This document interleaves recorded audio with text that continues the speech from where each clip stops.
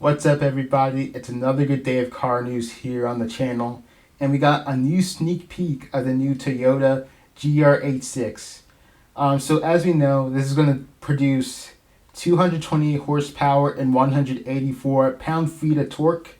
You might have seen some reports that have said it's going to produce 232 horsepower, but that number is just in Japanese. The American how Americans rate the horsepower has this engine at 228. So, and we also know that it's going to take 0 to 60 in 6.3 seconds. This is a pretty good jump from the previous 86, which was like a 7.4 second car, I think.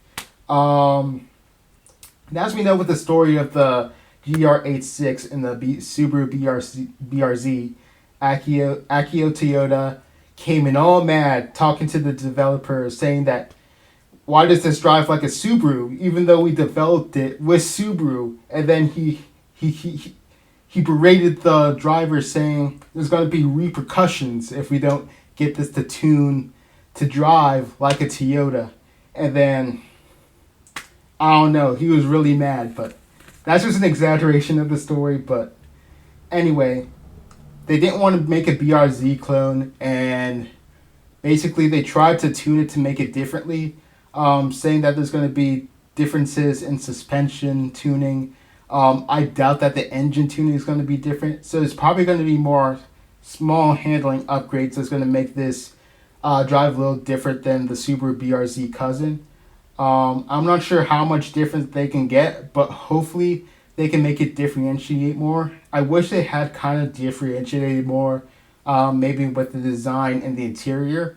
Even though that we know that these two cars are developed together, it's still the second generation of the car, and I feel like they could have done more to make it different.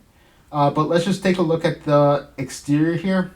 I think that the exterior of the GR86 looks a lot better than what we see from the Subaru BRZ. This has a little bit better of a front face. The Subaru has like a weird smiling kind of face, and I think it looks better on the GR86. And I do like the black accents that they put on it. I don't know if it's going to be like a permanent thing or some black accent package that they're going to put in this vehicle, but I'm a fan for black wheels, black mirrors, and stuff like that. And the rear of the vehicle is virtually the same as a new BRZ. I don't really need to go over this car. So basically, exterior wise, mostly the differences are going to be the DRL headlights and also the grille. And of course, when we get into the interior, you guessed it, it's going to be pretty much the same as the new Subaru BRZ. We do get a few differences here though. There's going to be a lot of red accents along the interior. The seats are red, the door trims are red, and then some of the gauges and stuff like that are red as well. Also, we see that Toyota does have a bigger screen in here. Subaru's, and that kind of trades off with the BRZ, which gets tactile buttons for its menus. But I think I would rather take the 86 screen. And then there's a few buttons under the 86 screen as well for like volume control, home buttons, stuff like that. I do think that it still looks aftermarkety, and they could have made it look a little bit better, but for the type of cheap car that it is, I guess it's fine. And another aspect with this interior is that they both get the same TFT display. It kind of reminds me of what's on the Supra a little bit. It's overall decent, but you can tell where they cut corners in some place to make this interior cheaper because the car is cheap.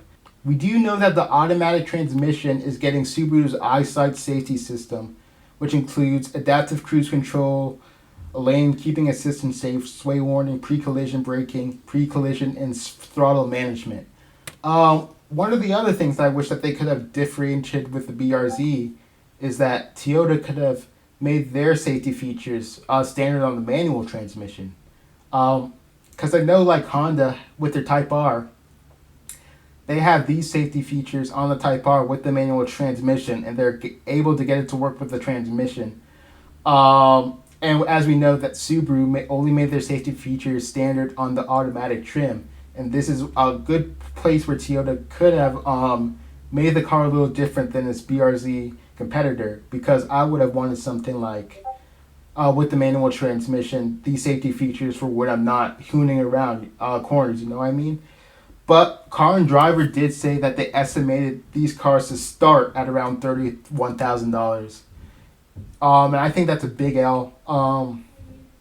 It's pretty expensive for what it is.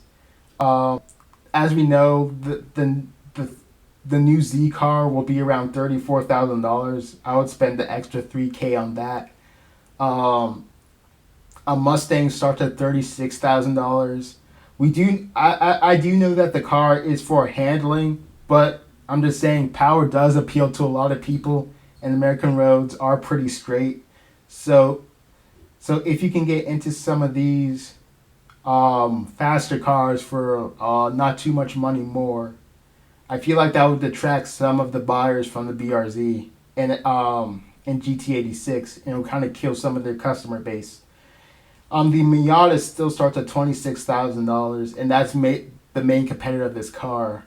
I feel like $31,000 for the car should be all in, fully loaded, with the manual transmission. And I hope that Subaru and Toyota does not price themselves out of this category.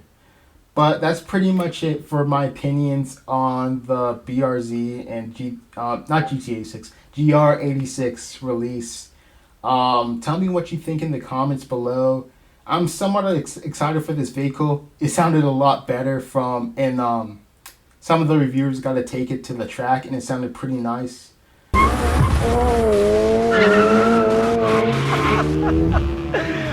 haven't done that since I was a teenager. I hope they just really need to nail the price, and I think it'll be a pretty good success.